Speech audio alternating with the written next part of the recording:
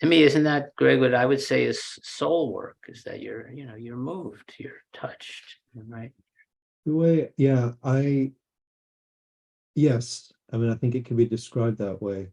Um, I think of it as just the more anonymous shared level of existence that we're not so separate and so different from one another. It's anything that a human being can experience somehow, even though it can be so drastically different from my life experience.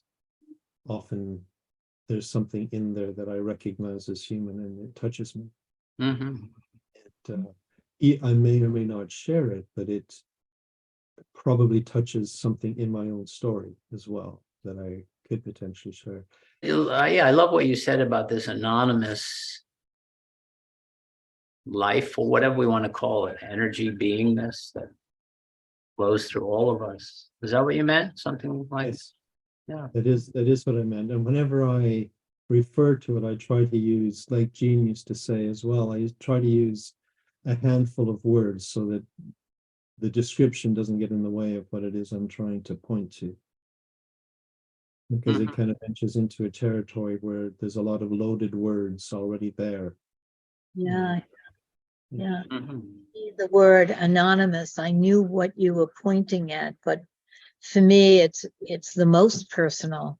It's both anonymous and the most personal.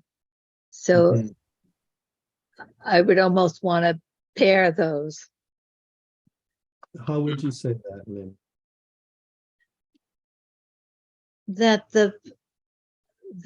place where nothing human is alien to me, where we are interaction, is a place that's more than my personal story and your personal story and Glenn's personal story, but it also is the most deeply personal place.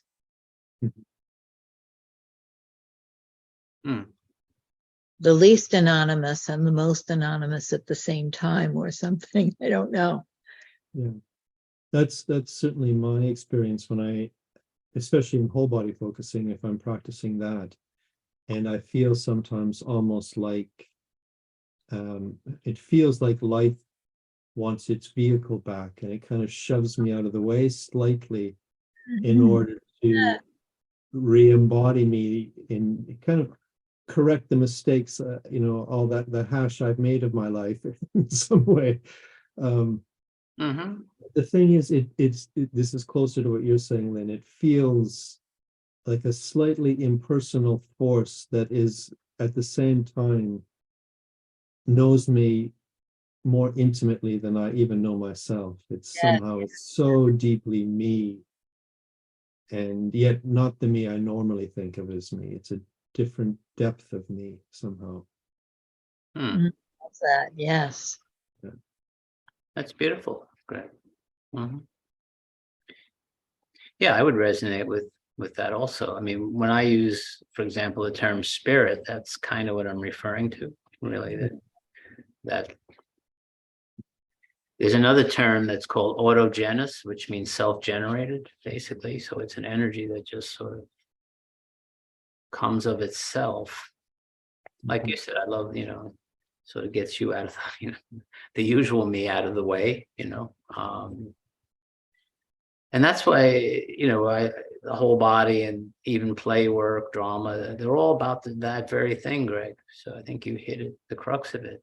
There's some energy, force, whatever we name it, right, that sort of has a life or a knowing of its own. And that the more we can engage that, allow it, invite it, embody it. Right. It's more, me that's more than me that comes through me. That place where we are our local selves, and we are this, interaction that includes so much more. Letting that so much more come through. Yeah. I love this little part of our discussion.